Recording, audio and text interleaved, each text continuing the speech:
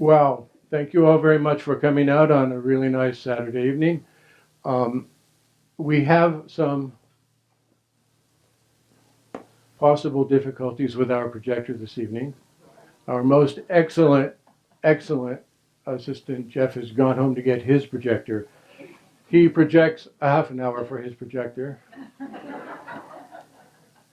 In the meantime, we'll have to project in the way we usually do, yeah, which is mainly emotionally and mentally. As long as that's on, let me just get started. So I am Carl Buchheit. I'm the co-author of the book Transformational NLP, which is about essentially, you can't hear? Okay, there we go. That's better. Jessica can make some adjustments. Hello, hello, hello, hello. Can't hear? How are we doing out there? Okay, very good. Yeah. I am the co-author of the book Transformational NLP, which is, as of this evening, it's a summary of my life's work so far. Let me introduce my co-author, Ellie Chamber. Let's say hello to Ellie. So this evening is not supposed to be about transformational NLP per se. It's supposed to be about the mystical aspects of transformational NLP, the mysteries, like the mysteries of projection and many other things that we're already encountering. There it went. It might come back on. So I'm going to do the best I can without the slides. We made up some really cool slides too. What a bummer. There are flip charts out in the car. Yeah. Oh, great. If you could go get the flip chart. Thank you very much, Pat. Well, we'll go back to doing flip chart. Just so I can get a sense, so we have a lot of people here from NLP Marin. I very much appreciate your coming out. Can you just raise your hand so everyone can see who you are? So in case you are spontaneously healed during the evening, the other people can know that, well, you might be a ringer. And those who have just come for the lecture, the talk, and the constellation this evening, wow, thank you so much. What a treat. So, let's all make a picture of that first slide in our mind's eye, shall we? What I would like to do this evening is talk a little bit about NLP, just the basics of that. Is there anyone here who is like entirely uninformed about NLP? I would assume a lot of you are. There's no reason anybody should be informed about it unless they go way out of their way. Anyone who's not part of NLP Marin but who's sort of familiar with NLP? Thank you, thank you, thank you, thank you. NLP stands for Neuro-Linguistic Programming, and what Neuro-Linguistic Programming is, in its original versions, and it still is, because the original versions of it are very beautiful and very important, it's a model, it's a toolbox for understanding and revising and changing human experience. And it has its roots at UC Santa Cruz in the middle 1970s, has its roots at UC Santa Cruz in the middle 1970s, and it's been evolving and evolving and evolving and evolving. I have been doing this since 1979, and as far as I can tell, I'm starting to get the hang of it. Okay.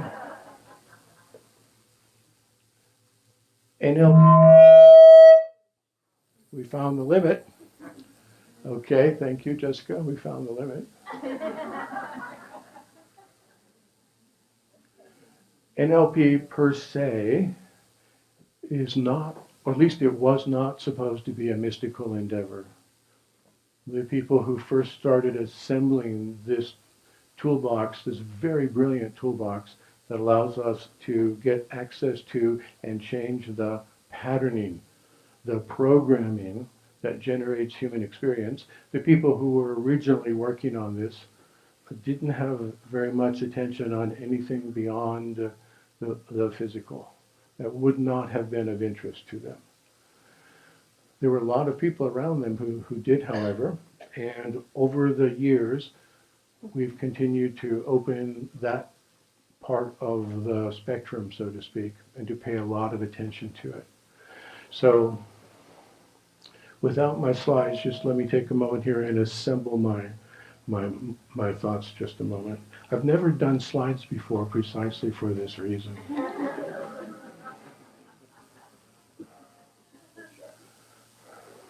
Would everyone please take a moment and put your attention on some aspect of your experience that has been going on for a while, maybe just since about 10 minutes ago when I started talking, or maybe for years or decades.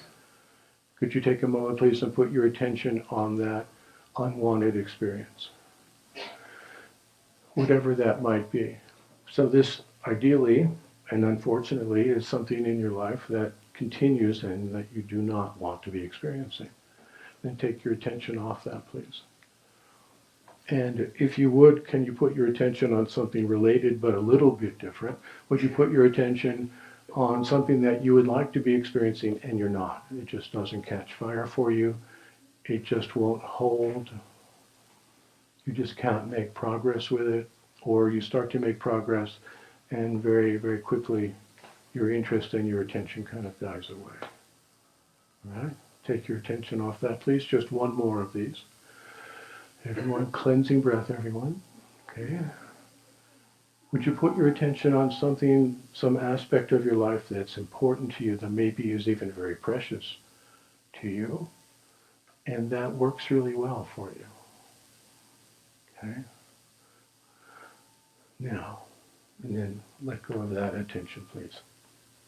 What we are always wondering about in NLP land is what are the differences that make the difference among those three kinds of experiences? How comes it that there are some aspects of our experience that we want to move toward, or we want to engage with, or we want to have, and we do? So sorry. Well, yeah, I don't, aside from the fact it's feedback, maybe if I don't come forward, okay. So I'm told I need to be more remote. Yes, okay.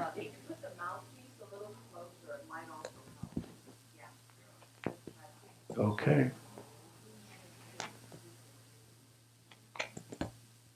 Okay. I'm going to chew on this for a while.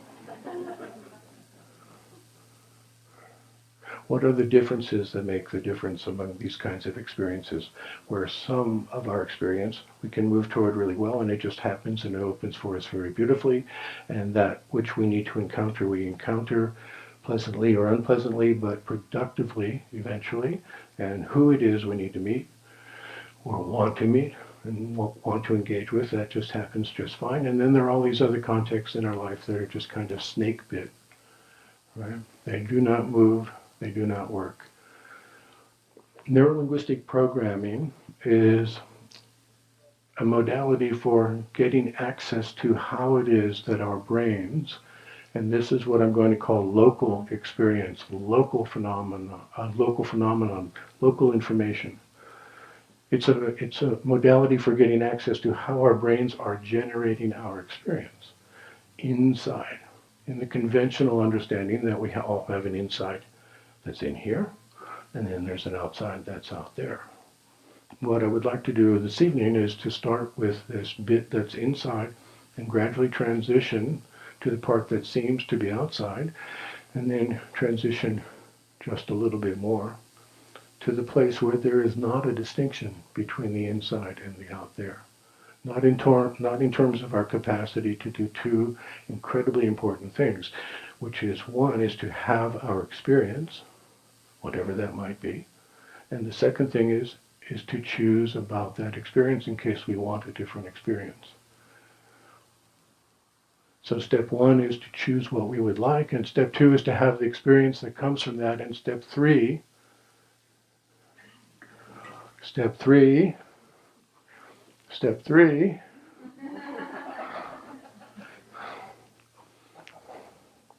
I will write this in big letters. If we're wondering about the secrets of the universe, here is step one.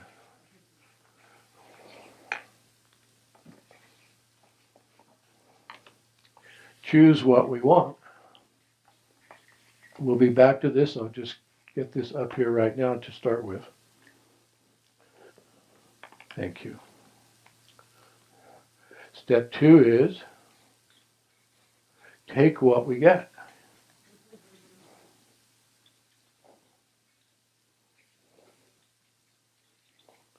And the all-important step 3 is choose again. Choose what we want, take what we get, and choose again. What I would like to do this evening is bridge from the physical reality part, where choosing what we want seems to make sense if we're choosing from an explicit menu in life, like literally a menu, as they might have over here, or from a menu of possibilities that's internal to us, that's on what we call our map of reality. Okay? So, would you pick one of those things that you would like to be experiencing that you're not, internally for just a moment? Would you take a moment, please, and choose what you would like? Make that choice. And a good way to make a choice is to start with the words, I choose. Right? So make that statement, please. Now, would you take a moment and take what you get, which is not a whole lot different than before you made the choice, right? This experience is what we want to be paying attention to this evening.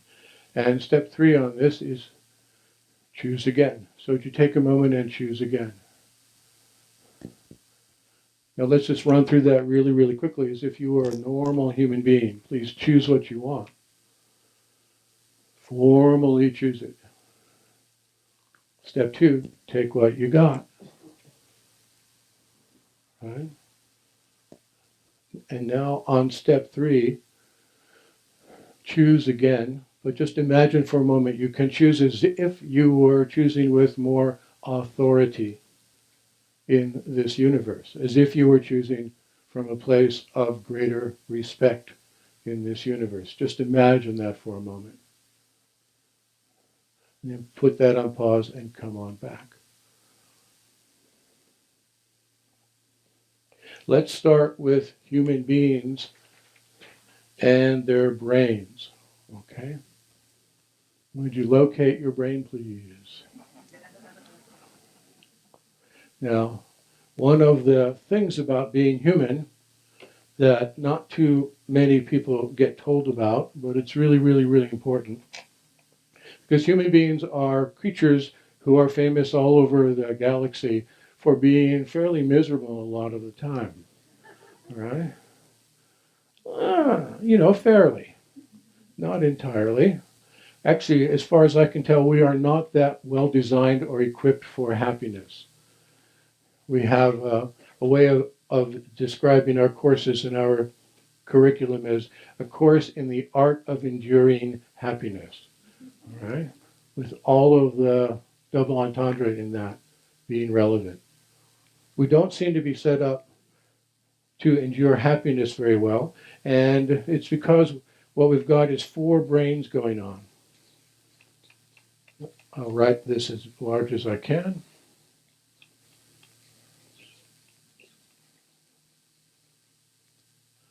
We have a gorgeous slide about this. At the top of your spinal cord and reaching up into your skull a bit, let me just draw ourselves a little bit of a skull.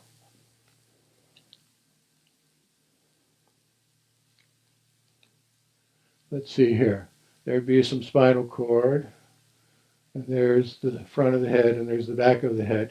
It's hard to tell when I draw a brain whether it's coming or going.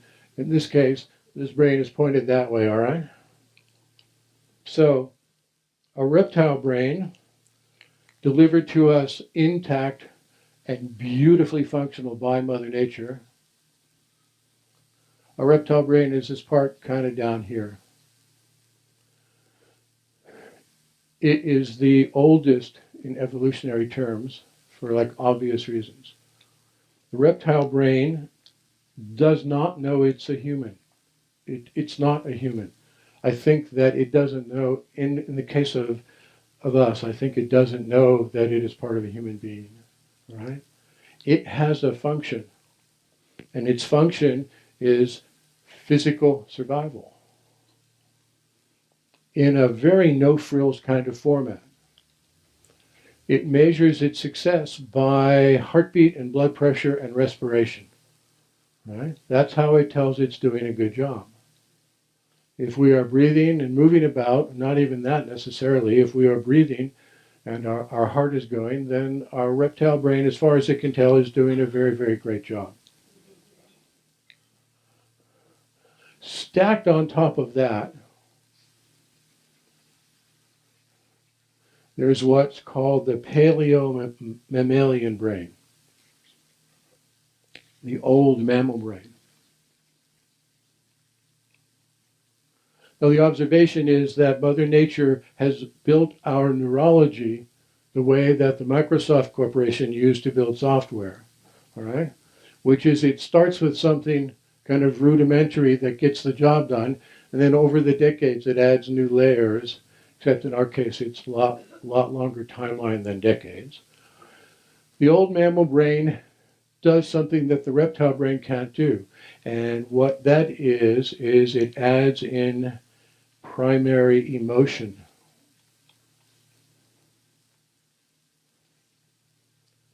Really strong emotion. The reptile brain is sort of famous for being relatively without emotion.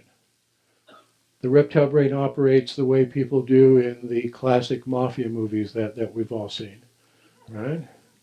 Where there's a fellow and he buys his friend lunch and they chat amiably, and then it is revealed that the first guy has to kill the other guy. And he says, it ain't personal, it's business, right? For our reptile brain, it's not personal, it's just business. It does not do emotion. Another thing that it does not do is give up. It does not have an off button. If you make a picture in your mind's eye of your favorite alligator wrestling show on PBS, right, or someplace similar, if you watch two gators, the film of two gators going at each other, unlike higher order creatures, one of whom is going to break off the engagement and run away, and that's the end of the dominance contest, yeah? The reptiles, when they get into it, they don't stop until one of them is dead. It does not know how to give up. It is not programmed to give up. Oh, by the way, I haven't said it, but it doesn't have an I. It doesn't have an identity, right? It exists as some kind of entity, but it's very hard for us to imagine what it's like, except when our behavior and our experience gets generated out of this place, local to our brains. Local information, local signaling, in real time, right inside our heads. These two brains, if we wrap them together, we call this the creature brain, or to put it more simply, the critter brain.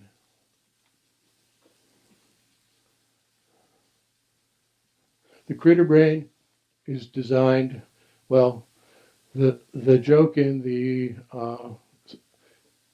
psych laboratory freshman year was that this brain is responsible for the 4 F's: feeding, fighting, fleeing, and reproduction, okay? Now, if we come along in evolutionary terms, we can start to add in this giant cortex back here, which we'll call that one, third one up, we'll call that the primate brain.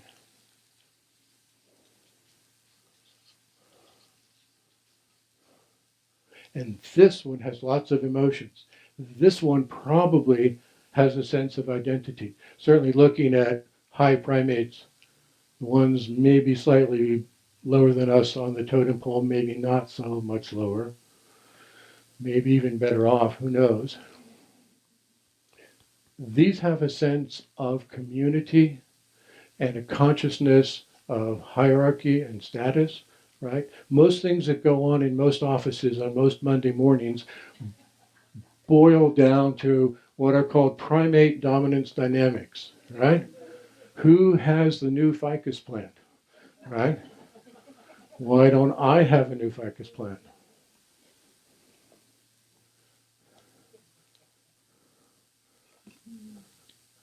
It's all about ficus, my friends.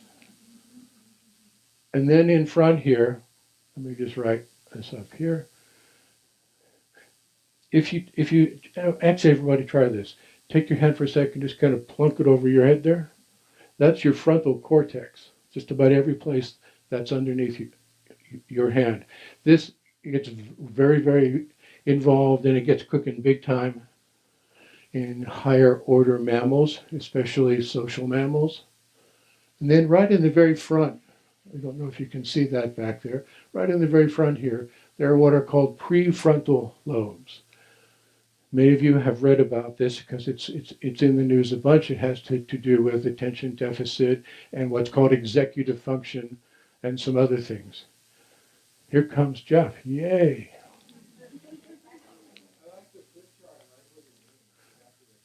Okay.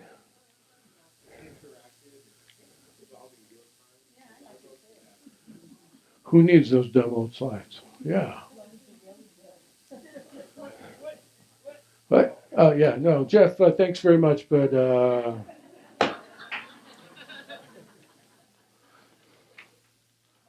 so let's talk about these prefrontals. These are where our I am sits really, really strongly.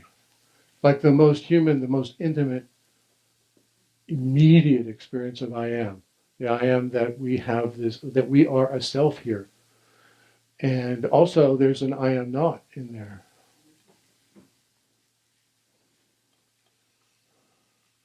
If we get brain damage somewhere back here, we acquire some kind of impairment.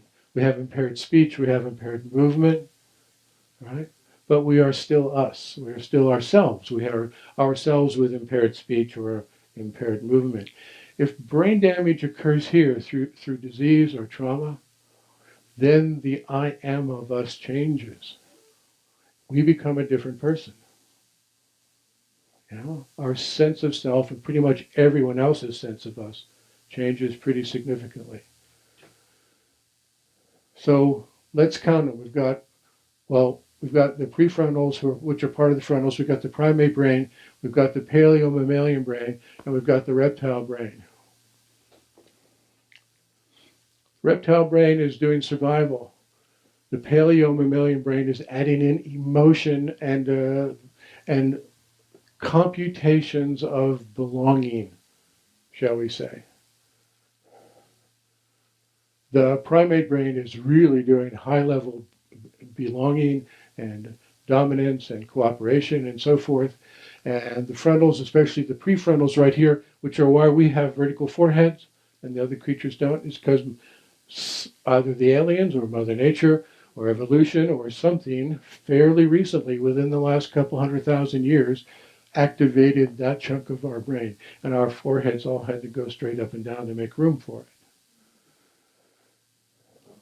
The driver states down here in the critter brain, the primary driver state is, what would you think? It's fear, right? It is the primary driver state, the primary driver emotion is fear. Fear is not a failed condition if you are a critter.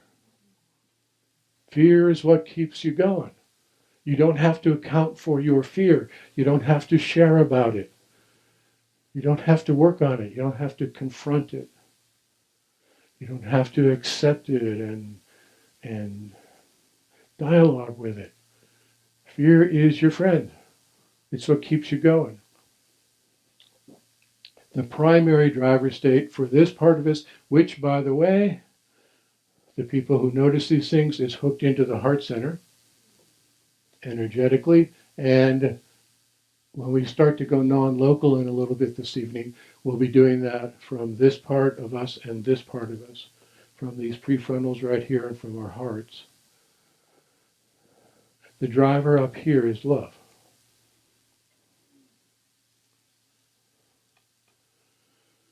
Something or someone with an extraordinarily interesting sense of humor has said, let's take this whole bunch of beautifully evolved, fully debugged, fully perfected stimulus response, no think, no wonder, no inquiry wiring.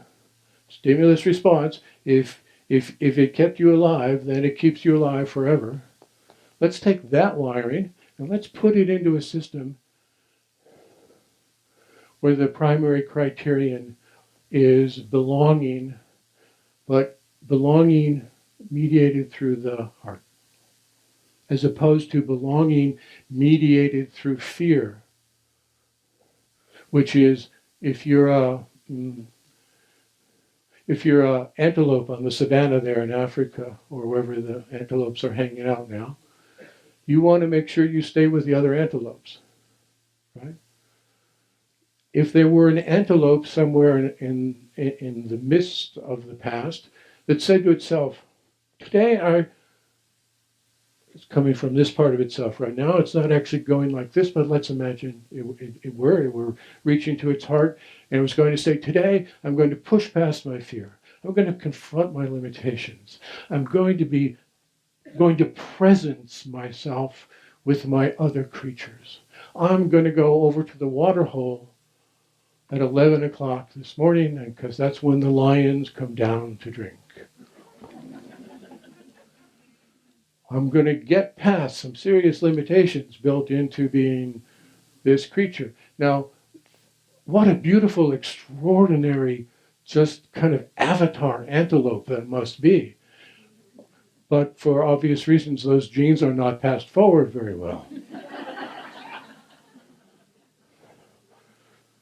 The antelopes who make more baby antelopes do run away, run away, run away. And you know what? They don't feel bad about it.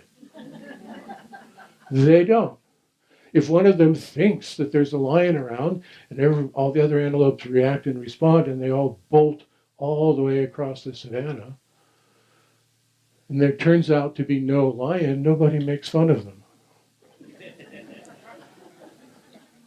Nobody says, yeah, there was no lion, you're scaredy. Okay? It's just fine.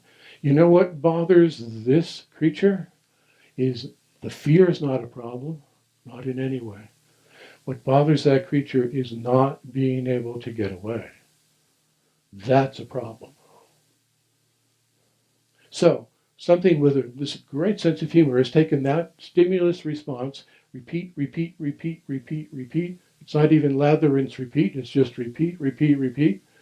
And hooked it in with this one that senses that there is more to what's going on, and it kind of always has sensed that. There's more to our experience than what's going on physically. It is connected in non-locally. It is connected in outside space and time. And it kind of knows it. Even if it doesn't know that it knows it, it kind of knows it. And it keeps reaching for a different kind of belonging. Belonging not from staying with like kind, which is the creature level belonging. If they could speak to themselves, maybe they do, but the question they would ask themselves over and over and over and over is, am I with like kind? Am I with like kind? Am I with like kind? Am I with the other antelopes? Right? If you're a hyena, you want to ask yourself, am I with the other hyenas? There's nothing more embarrassing than being a hyena and going to the antelope like frat party and passing out on the lawn with the antelopes, right? You don't ever live that down.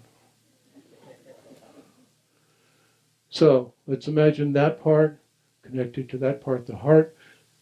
We'll watch this beautiful stimulus response survival wiring doing its job gorgeously. And we'll let this part of the brain fill in all the parts in between about navigating and functioning in physical reality. So for just a moment, imagine all of these four brains are working. By the way, would you put your attention on one of those things that you're kind of stopped about for a moment? that you're blocked about? Rewind a little bit. Let's consider what might be going on in your experience. Let me offer an illustration of how this works. All these brains are working all the time. So you walk into Starbucks, and in Starbucks, or perhaps the Open Secret bookstore by the coffee bar, you see your sweetie sitting there having coffee with their previous sweetie. Step into that now.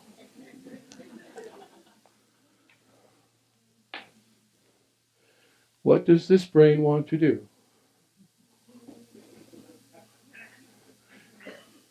Without any emotion, it ain't personal, it's business. Kill, yeah. Whoever said that, you had the right attitude there. That was excellent. Eliminate the rival. This part up here does not disagree with that, but kind of wants to make it bad. Not just business. It's almost at the edge of being personal because we're almost at the edge of having a personal to be. Our primate brain here, the community brain, what is this one doing? This one is computing the dynamics in the environment, in the society, in the group of actually wiping out the competition. In other words, it's saying to itself, maybe not such a good idea. This one, connected to the heart, just wants to improve connection and improve communication for everyone. Right? Now, you've just walked in and all four of those things went off simultaneously. What are you going to do? If you're in a Joe Pesci movie, you take care of it kind of downstairs for understandable reasons, right? If you're in a Hugh Grant movie,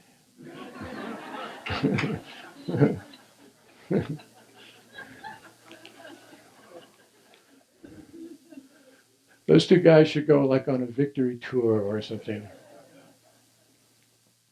So this is physical reality. So the signaling here, all of this is going on right inside of ourselves. The driver is survival, or the goal is survival. The driver is fear. And as we come up through the neurology and connect into the heart and some other centers too, the desired outcomes for things change. I mean, the scope of it changes.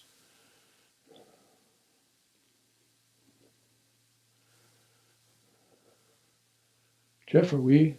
Oh, okay, just let me know so I can disappoint the people with the slides.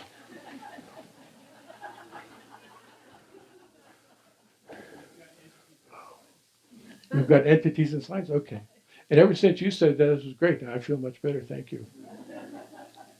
My critter was starting to get nervous, but now I'm belonging with a much better class of person. This is very excellent. So, belonging for the critter is about survival.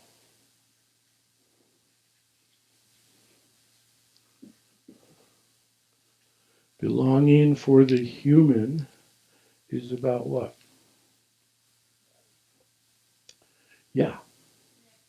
Yeah, thank you. Love, connection.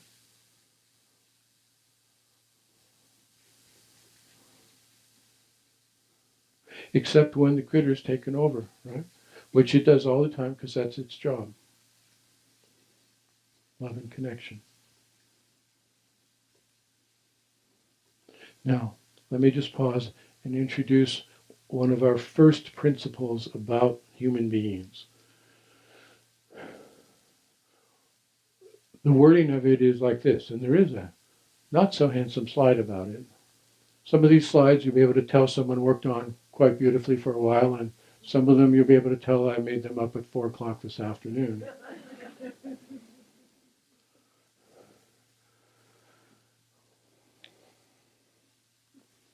Human beings, because of our brains, all these four brains, human beings always and only select the best feeling option on their life's menu.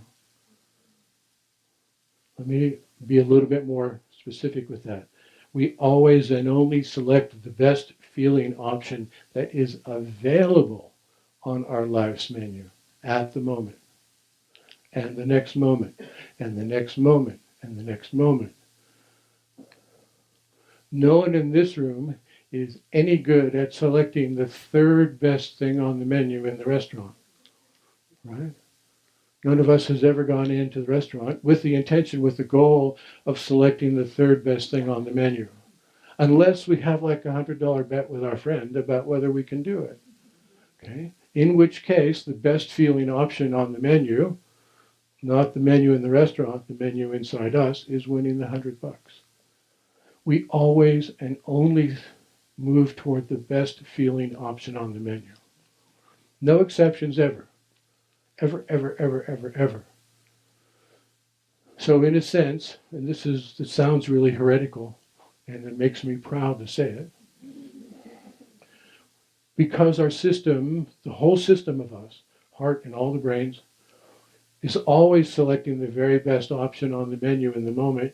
Because it's doing that, we cannot learn to make better choices. Let's imagine a large pile of money that we've all spent in therapy up here on the stage saying, I gotta learn to make better choices. What I would like to underline is that we cannot learn to make better choices. It happens automatically. I'll tell you what we can do in a moment, and it's much more important. Whichever combination of these brains is generating the feeling of things, whichever combination is generating the emotion, whatever combination feels best is the one that we will choose. It's the one that will give us a path of least emotional resistance. It doesn't matter if we hate ourselves about it. That comes later. Right?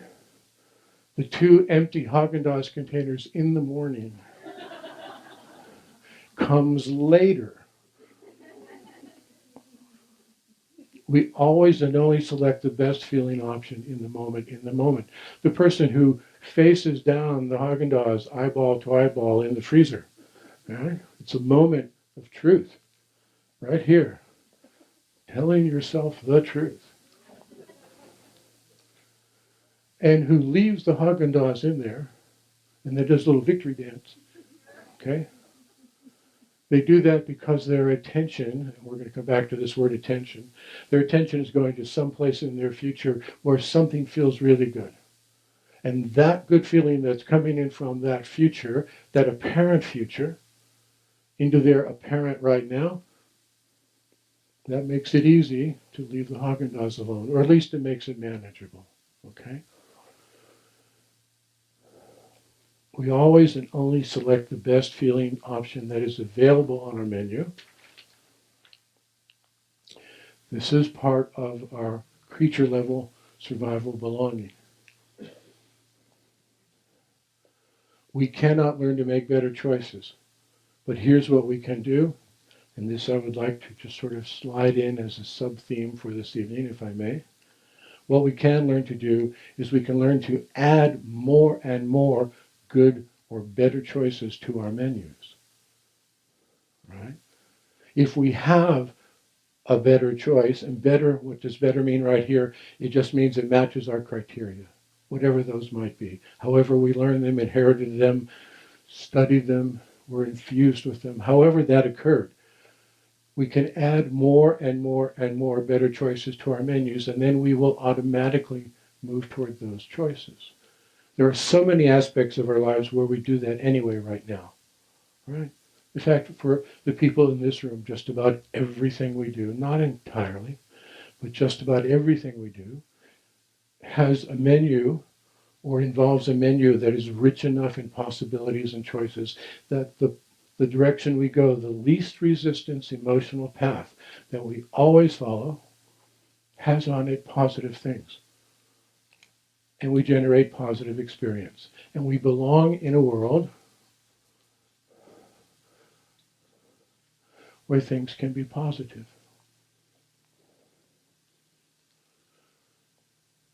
Okay?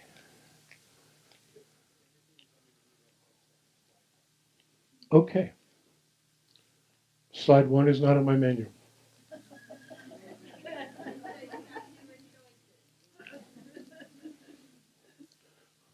So, a moment about this graphic. This is from 1888.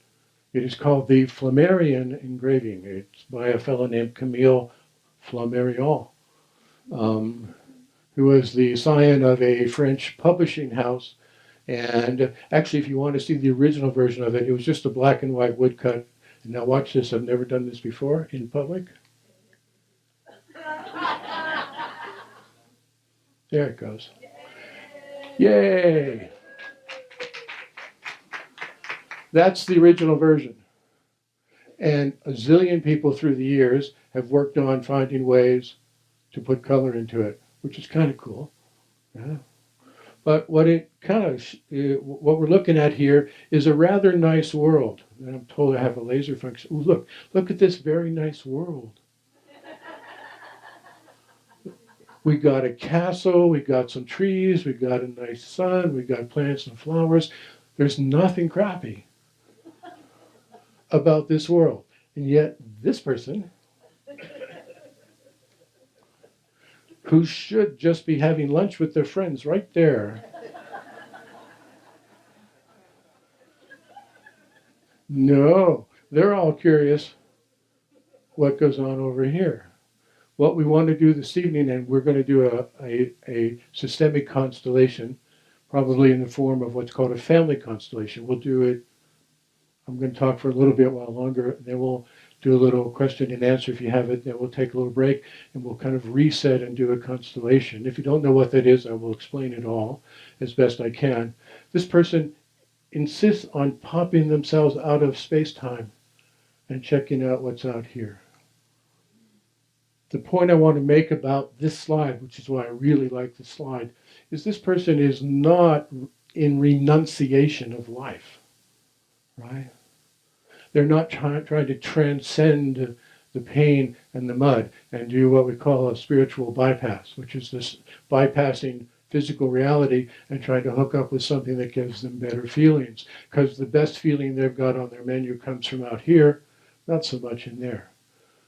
What I would like to recommend is let us all enjoy the feelings that arise here. Let us use whatever modalities we do to change our wiring so that we can get the best feeling that's available here. But this evening, we're going to be poking our heads out over here. Okay? And now I just have to cruise forward through some slides for a moment.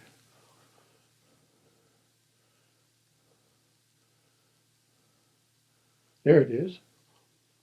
As humans, we always and only move toward the best feeling option that is available on our life's menu at the moment. No exceptions ever.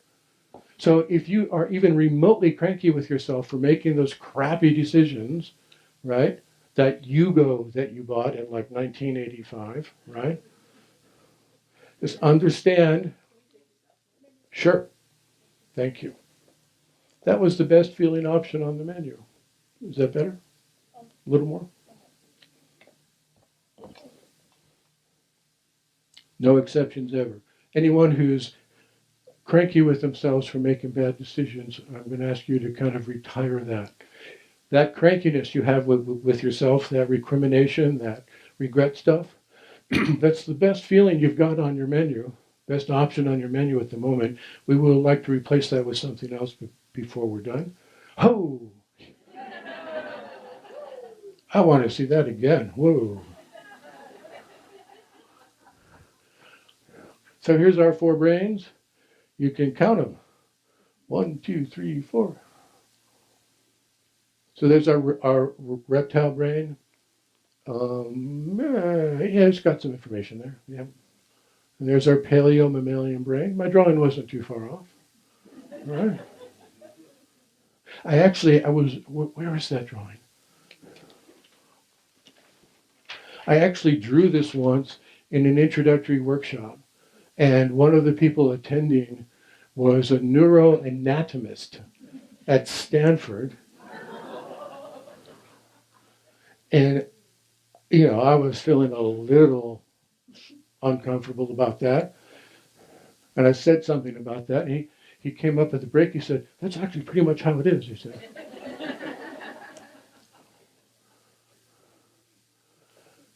Neo-mammalian, the new mammal brain, the neocortex. This thing pops in around 200,000 years ago, starts around 500,000, and blah, blah. And here's our modern prefrontal up here, okay? Look at this. Look how brand new this thing is. Around 35,000 years ago. Depending on what fossils you're paying attention to, if you believe the fossils, okay?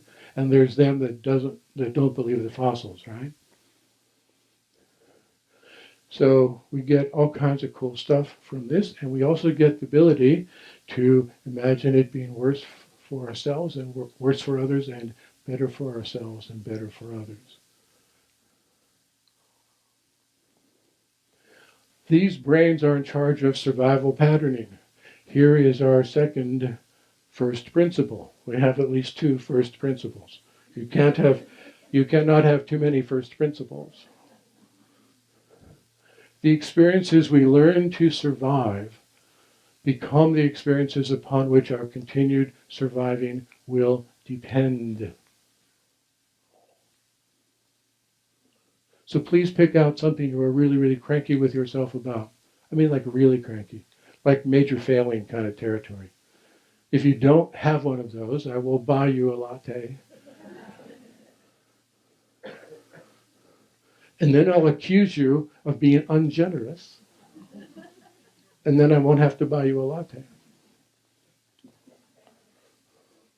The experiences we learn to survive become the experiences upon which our continued survival depends. Let me explain this in terms of this brain, so we can use this flip chart here. This is sort of a classic example. It's not at all uncommon. You know people who are wired up this way. You know them very well. You might be one of them. Just for example, just for illustration purposes. Let's say a child is born into and is raised in a household that generates tremendous amounts of really, really, really creepy, toxic shame. Right? Shame is the parents or whoever's in charge, but I'll just use the word parents. Shame is the main emotion that they use to control and possibly have the idea that they're benefiting the child. This shame is not embarrassment. This is like shamed to death kind of shame. Okay? The kid gets themselves through that. They get through high school. God knows they get through 7th and 8th grade. And they say, my parents got nothing on my classmates in terms of shame. And they get old enough to get out of the house. And they go, glad that's over. Never, ever want to have that experience again, right? And what is the first thing that happens? They go out into the world and they get into relationship with, or they go to work for, someone who generates exactly the same kind of shame. If we're talking contemporary time, they can get out of that relationship. They can use their heart and their mind to get out of it. They can change the job. 100 years ago, they didn't change the job probably, and they certainly could not get out of the relationship most likely. But nowadays, they can change, and they get a new job or a new relationship. And wouldn't you know it, the shame thing starts up again. And they go, what are the chances of that? 2 in a row. And then they go see their therapist and say, I need to learn to make better choices. It happens again and again and again. It is survival patterning. For this part of that person, this part down here, survival equals enduring that shame. This is not a thought. That brain there that doesn't think, it doesn't analyze, it does not have a voice, it does not have an identity, it doesn't have an I am. It just has patterning. or to use the word programming. It has programming. Eventually, they get into a relationship with someone because they do a lot of change work. They do a lot of personal growth. They're really in earnest about this. They are determined to have a better experience. They are determined to experience a better life. They get into a relationship with someone who does not know how to generate the shame states. The other person just doesn't do it. It's not on that person's map of reality. It's not part of their repertoire. And after a little while, over breakfast one morning, a person thinks to themselves, I'm with a really wonderful partner, but I don't know, there's just something missing.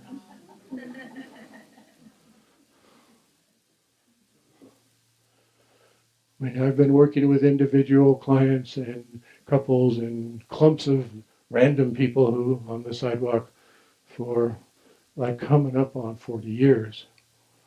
And that instinct that there's something missing carries them very often out of that good relationship, and it carries them back into what we would call a bad one, right? And then later on, if I'm chatting with them when they're 60 or 70, that person they left who did not know how to generate the shame, that's the one they let get away. That's the one they walked out on or arranged to have the other person leave, right? That's survival patterning. That is built into us. It comes from here. The states, the emotions are generated here, they're explained here, and then we try to atone for them there. Okay? This evening, we're going to be just a little bit more on that survival patterning, and then we're going to go to the other side of the cookie, literally. Let me just catch us up here slide-wise. That's what I was supposed to show you while I was just talking. Let's talk regular Newtonian reality and quantum reality for just a second. I have another slide coming up here. There's the quantum one. So, it's named after Isaac Newton, we all understand that, who during his day job, he was a really hard-ass Newtonian guy. He was Mr. Cause and Effect. He was Mr. Linearity. Apparently, every night, he would just go off into some other kind of territory, and he was a mystic. He was an alchemist. He was trying to be as non-Newtonian as he could possibly manage, which is an interesting gig. In regular Newtonian reality, there's what's called strong objectivity. You can read it right up there. There's an objective world that's experienced as out there, right? And there's subjective world that's in here. There's something called causal determinism. Causes precede effects. Yeah, that just makes sense. That's perfectly normal. You got a cause, you got an effect. It's kind of a linear deal. In order to get a certain kind of effect, you got to work on a certain kind of cause. Locality is about all interactions and causes are mediated through local signals. In other words, it takes some time, in linear time, if I say something, for the sounds to get to you, there's a noticeable amount of time. And this word epiphenomenalism is it just says, you know what? Mental and emotional phenomena are the consequences of material stuff. They're the consequences of all of this tissue and blood flow and electrical signaling. And what it nets down to is matter and form. Matter and its form and operation are what create the experience of consciousness. Now, about 1900, all that got turned upside down, and it's continuing to get turned upside down. The word quantum is just the Latin word for a chunk. We won't go into it very far, but here's the cool, amazing thing about it. In quantum physics, in the mathematics of quantum physics, which I don't understand, I don't have any kind of capacity to begin to understand it. I'm sure in this bookstore they've got some very excellent books on quantum physics. And in there they try to put I've been told by someone who writes those kinds of books that the publishers say there's an inversely proportional relationship between the amount of mathematics you put in a book on quantum physics and the number of copies that book will sell. And I can attest to that because I look and I go, oh, equations, equations, equations. Where's physics for English majors, please? Right here. In quantum land, there is no in here and out there. It's not that there's not an in here. It's not that there's not an out there. There's just not a distinction. It doesn't work in the math somehow. And as they find better and better ways of experimentally confirming this quantum reality model, and by the way, it has never been wrong. It's never been disconfirmed. It is the only model of physics that is 100% right so far in terms of experimental outcomes. That's crazy. There is non-causal determinism. Now look at that word, non-causal. After decades of fighting against typos, I just called it casual determinism. It's casual.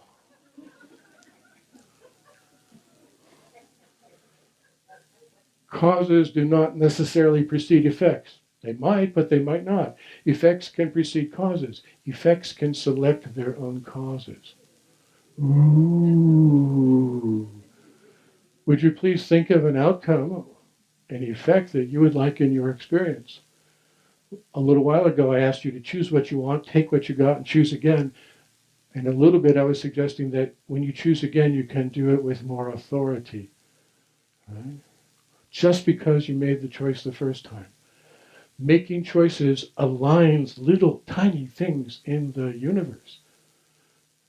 And since if we have any hope in this world, it's to add better and better choices to our life's menu, we better be making some choices. So there's something in the way that the universe is put together that appreciates our making choices.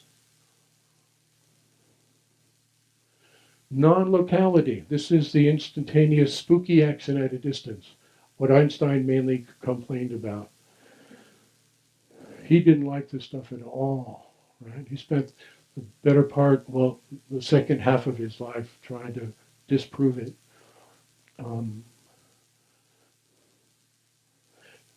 If you put your attention on the Sirius star system for a moment, not the one that's all like grave, like Sirius, it's the brightest star in the sky. And if we want to send a signal out there, I think it's really close. It's like 8 light years away or something. It's like right on top of us. If we wave at it this way, we say, hello, Sirius, it'll be about 8 years before Sirius gets that message at the speed of light, that we've just done that. In the non-local world of quantum experience, non-standard physical reality, there is no. To say it's instantaneous it's faster than instantaneous. We can put our attention on that and have an experience instantaneously, just for example. All right? When we start the constellation, we will be observing no object-subject distinction. We'll be observing casual determinism. We'll be observing non-locality. And then this last part just says, the observer determines what's observed. Mental and emotional phenomena are the consequences of material phenomena, not the other way around. If you want the details of this is a chart in Wikipedia. It's not just that one. It's a drop-down chart. Here's the second part of it. Yep. These are all the opinions about this. Let's move on.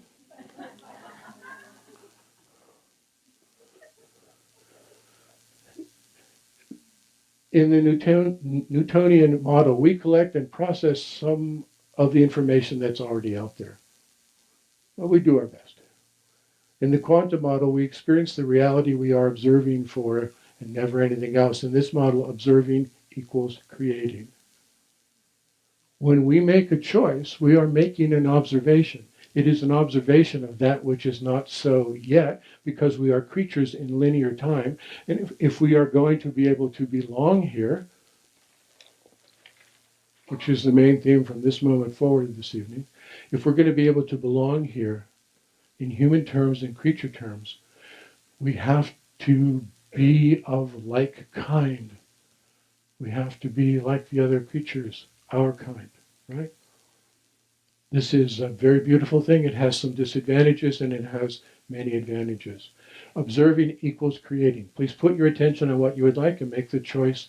Say, I choose, and just describe the experience to yourself. This is an observation.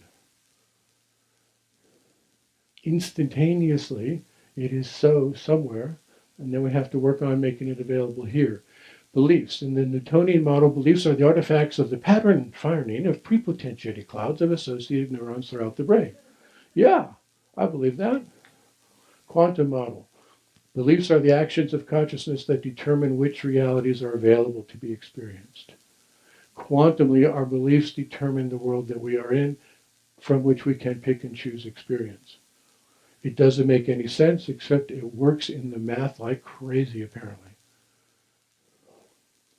And there's a pretty good case to be made that the future creates the present against a backdrop of the past. And that future is activated from each moment of the present through the operation of our attention. Please put your attention on making that choice again. That is an operation of attention. The universe tracks our attention. It can track our attention to what we want, that fills us with good feeling, and it tracks our attention to what we don't want, that it fills us with bad feeling. Either way, it's just attention. So it is more useful to put our attention on what we do want and stay okay about the rest of it until it changes. There is tons of experimental evidence that I am not remotely equipped to relate to you about how atoms emit photons which change something, which emit another signal that goes backwards in time and changes the thing that emitted it before it even happened. That kind of stuff goes on in laboratories all the time. They're kind of quiet about it. Because if the future creates the present against the backdrop of the past, it's going to be hard to get grants to find out,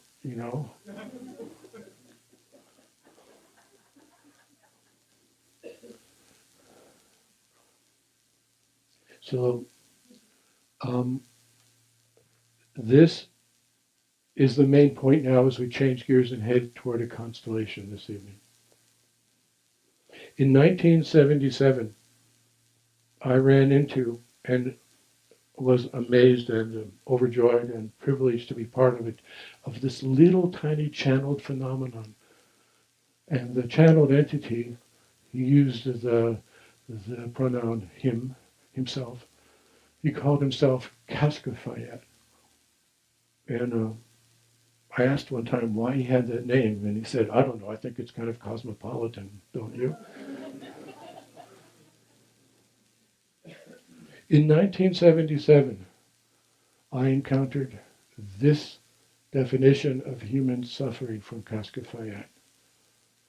Now we're about to go non-local, everybody, right? We're about to leave this stimulus response neurology here and all of this lovely analytical computational stuff that connects into love and desire for something better. We're about to just leave that behind. We're not talking physical reality anymore. This is the other side of the cookie. I'll read the words here if I may. You can, if you haven't yet, read them on with me. Cascavayat said, my observation is and has been that every time I am confronted with the experience of moving forward, I am inclined to resist and avoid becoming more of what I already am.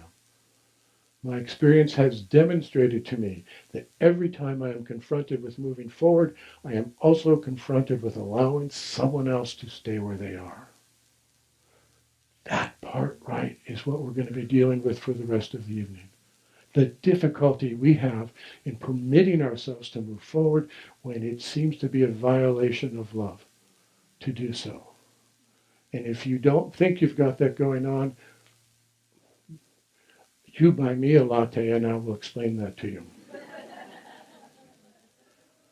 To continue with this quotation, I've been 40 years, in July of This year it'll be 41 years. I've been 41 years digesting this sentence.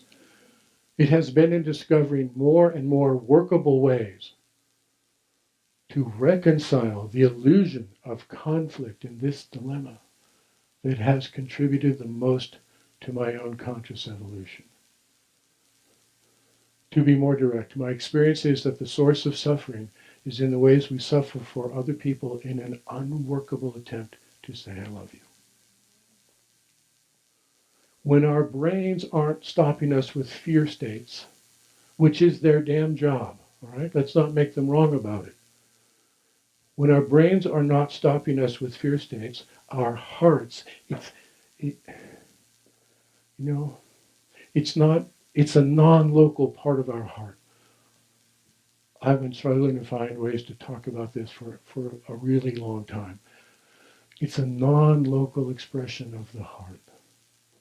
It's outside space and time. It's not always very mature. In fact, very often it's very immature. The love that comes from that non-local expression of heart is so pure and so strong, and it doesn't care what anything costs, doesn't even notice that. To be more direct, my experience is that the source of suffering is in the ways we suffer for other people in an unworkable attempt to say, I love you.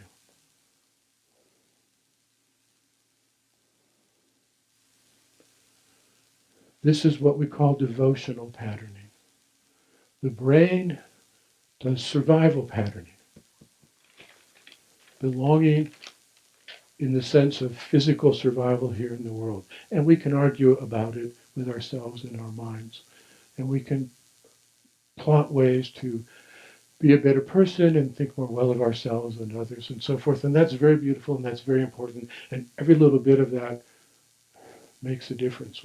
Everyone in this room understands that. This non-local dimension of heart is what I call devotional patterning.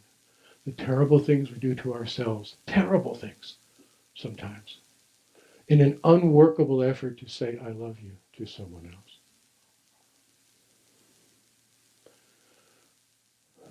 If you put your attention on that thing you've got going on that so long ago I asked you to think about when I first began speaking, if you put your attention on that for a moment, we can find the brain-based survival component of that. And it's a little hard to imagine finding the component of that wherein that stuck spot in your life that is painful or limiting or even tragic for you, or that is your very best effort to say, I love you to someone else. Now, the way humans are put together, outside of space and outside of time, there's no space and time. We can suffer like crazy for people who have been dead for 100 years. In fact, we are famous for doing that.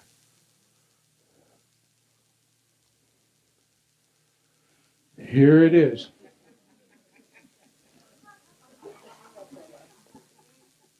The Oreo of eternal doom. If there is a lawyer in the room who works for the National Biscuit Company, we've already heard about it. Let's start with the bottom cookie. The bottom cookie is the brain-based safety patterning, survival patterning, the driver's fear, right here. Now, you'd think that would be enough. Let's just be terrified out of our minds about most stuff most of the time and hold still and then try to explain what we've got. All right? But the way I say this is a two-cookie planet. There's the top cookie. The top cookie is the devotional patterning. The driver there is love. And in the middle, as one of our students said a few years ago, there's nothing but creamy pain. Creamy pain. Now, if we're living with that creamy pain, from the bottom cookie, it's like, we don't want that pain. That kid who goes out and who survives the shame and goes out in the world and recreates that toxic, that nearly lethal shame to death shame in relationship after relationship, they don't have the experience of, hey, I'm doing a heck of a job of surviving here. They don't have that experience. If they get around what we do and teach, they start to catch on pretty quickly. And it's a little bit of relief to know that you're not nuts, that your brain is just doing what it's designed to do. The top cookie,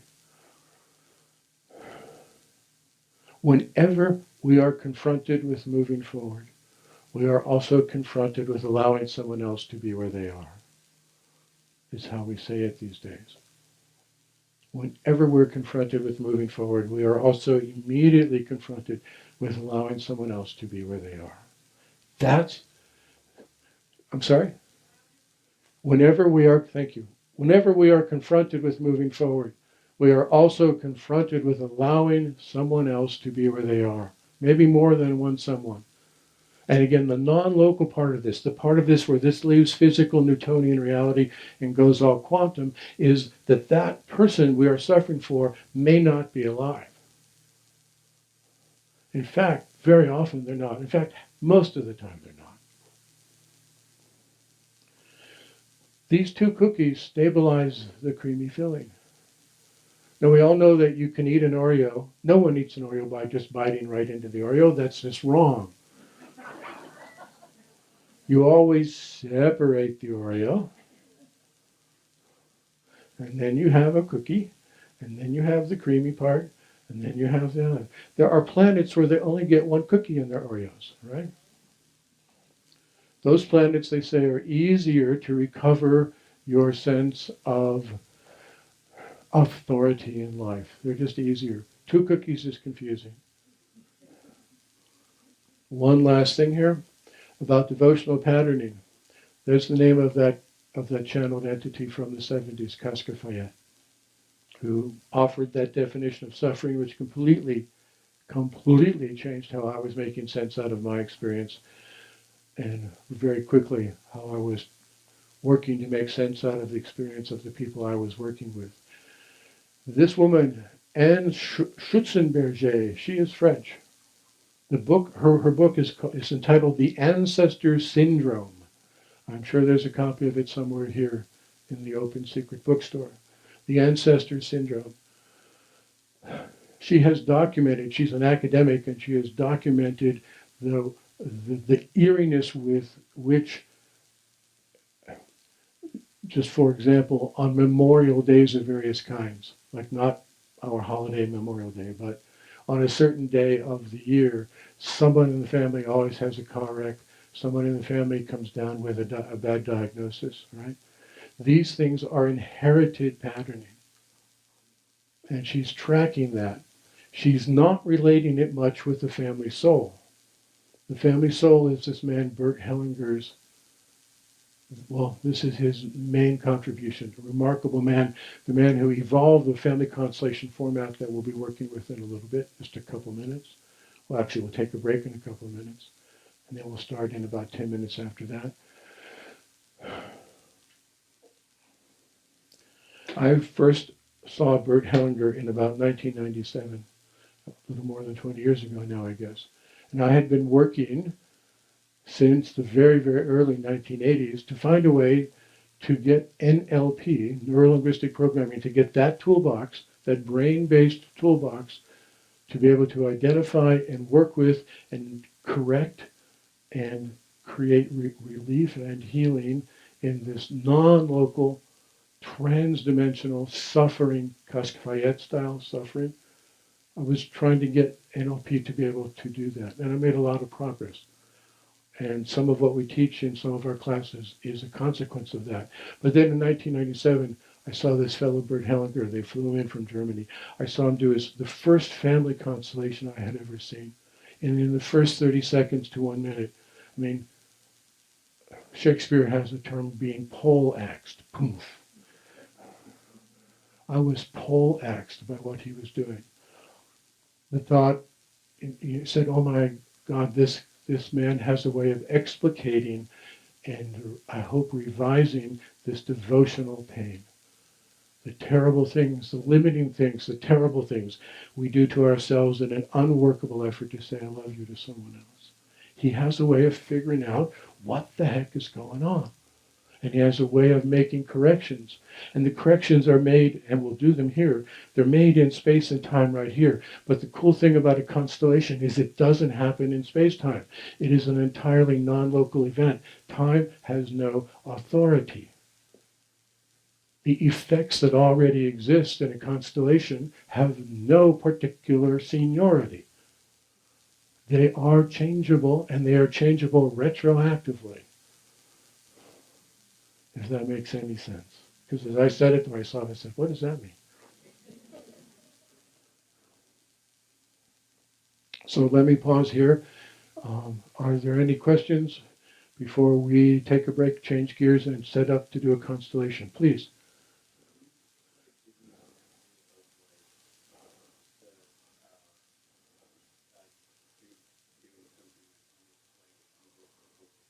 The unworkable, the source of suffering is in our unworkable efforts. The terrible things we do to ourselves in an unworkable effort to say I love you to someone else. I can. It's a little bit like asking the fish to give an example about water because it's kind of the world I swim around in. We do constellations at NLP Marin every other Wednesday night. So right now I'm just rewinding a few nights. This is the best way I have of trying to find one. I could give lots of examples. Well, why don't I just try starting there? Disease is one way it shows up. Any kind of shortcoming, any kind of frustration. I don't mean frustration when the original projector doesn't work and Jeff is such a champion to go home and get a new one. I don't mean that kind of frustration. I mean the kind of frustration that knots up our heart and causes us to try to turn against ourselves in an effort to understand it. That's the kind of thing that suffering involves.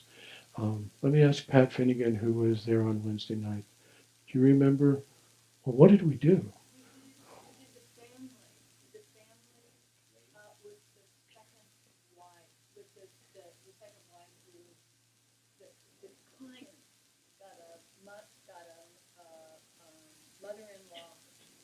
Stepmother, yeah, got a stepmother who was a witch. Ah, okay, yeah. Okay, that's going to be a good example. I'll try to say this really quickly because I want us to be able to get up and move around. That was a combination devotional patterning and survival patterning thing. The client had grown up in a household that was managed by a certain kind of person who no doubt was very well intentioned, but they had a certain kind of really serious, difficult, emotional difficulty called borderline personality disorder, really severe. And their brain was adapted to that. And their heart was adapted to that. And I'm forgetting the details. I'll just kind of gloss it a little bit because we've seen it so many times it's hard to pick out a particular example. But having dodged a bullet, so to speak, in one relationship, they acquired a replication of that borderline personality cruelty in mother-in-law, right? They didn't marry, the person didn't marry a woman with the patterning. He married a woman whose mother had the patterning. And I'm not trying to make cheesy mother-in-law jokes at all, because it was really difficult and painful. His brain, I mean, he'd worked on himself too much to just straight out go out and marry, create the marriage, but he could say, one step removed, I have the source of this pain, this invalidation, this heartbreak, this thing that's just going to cut the foundation out from underneath me and my wife forever. And way down in their brain, the brain said, ooh, we can survive this all day and night. We're so patterned to deal with this. Happiness, that's going to take some endurance. But this is easy. This is natural. And his heart His heart looked into the places in his life where he had been raised. Well, I don't want to look at that brain. I want to look at the devotional patterning. His heart reached into the places in his life, and he said in his heart, "Dear Mother, in your honor, I will make sure I never have a better experience of life than I had with you. I promise." Okay? That's the structure of suffering devotion, of devotional patterning. Dear somebody, and most often, we don't know who we're addressing. We're not even aware that we're doing it because it's non-local. It's a non-local part of our heart. It's not even the energetic part of our heart.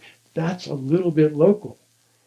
The part I'm talking about is outside space-time. Dear Mother, you are so cruel and crazy and dangerous. It is so heartbreaking and terrifying to be raised by you in this house.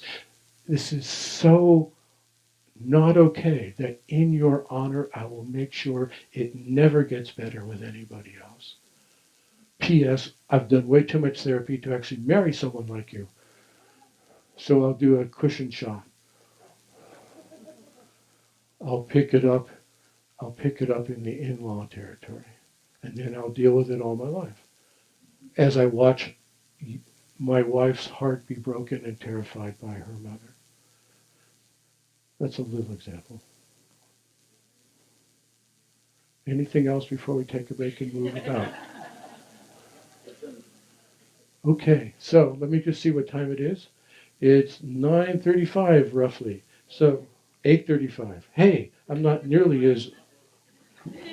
Thank you. Non-local. Oh, that's not too bad, 8:35. So let's take a break for about 15 minutes. When we come back, I'll do, and someone, if you're interested in doing a constellation, just come on down here and see me in my office, please. Okay? Thank you. We'll see you in about 15 minutes, and we'll probably rearrange some of the furniture. Thank you.